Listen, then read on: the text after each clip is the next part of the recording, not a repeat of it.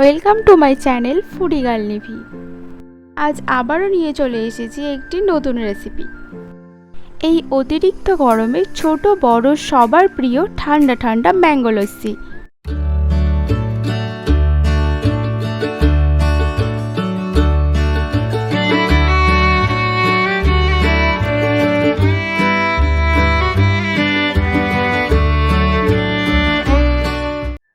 তাহলে বন্ধুরা চলো দেখে নেওয়া যাক আজকের রেসিপিটি। ম্যাঙ্গো লস্যি বানানোর জন্য আমি কী কী উপকরণ নিয়েছি সেটা তোমাদের দেখাই।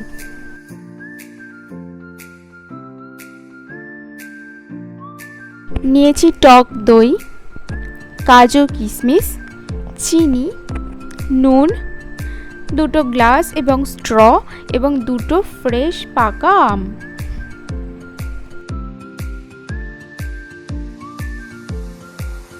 এবার আমটা ছাড়িয়ে নেব।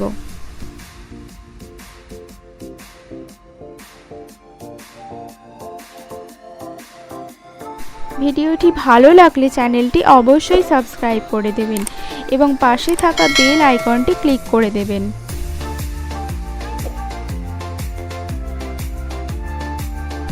এবার ছাড়িয়ে নেওয়া আমটা কেটে নেব।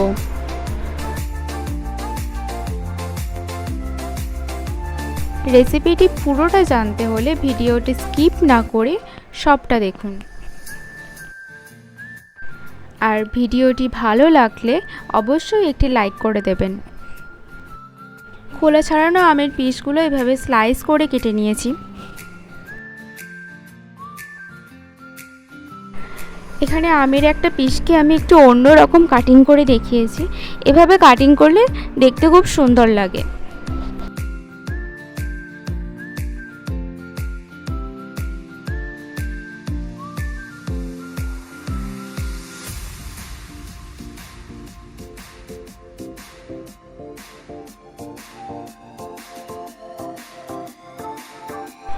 এবার ছাড়িয়ে নেওয়া আমগুলো মিক্সিতে দিয়ে দেব।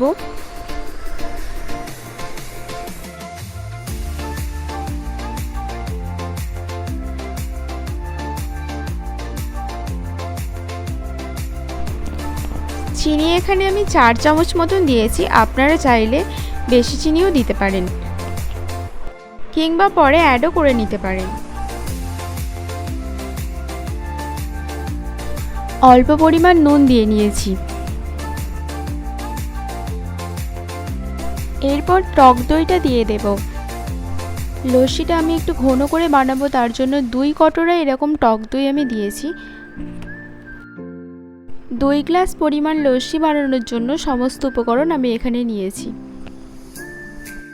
আপনারা পরিমাণে বেশি লস্যি বানালে উপকরণগুলো বাড়িয়ে নেবেন। সব কিছু মিক্সিতে দিয়ে নিয়েছি, এবার মিক্স করে নেব।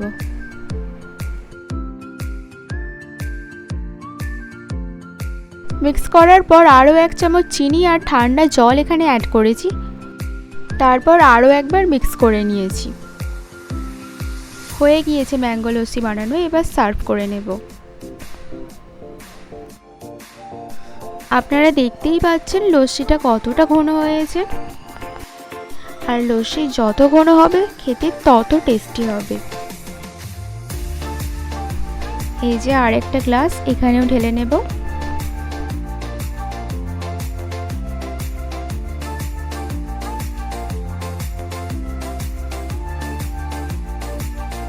এখানে কাজু কিশমিশ ছোট ছোট করে কুচিয়ে রেখেছি।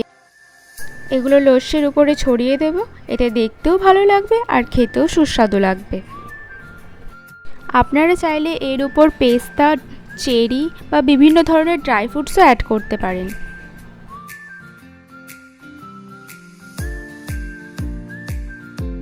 তো বন্ধুরা, তৈরি হয়ে গিয়েছে আজকের স্পেশাল ম্যাঙ্গো লস্যি রেসিপি।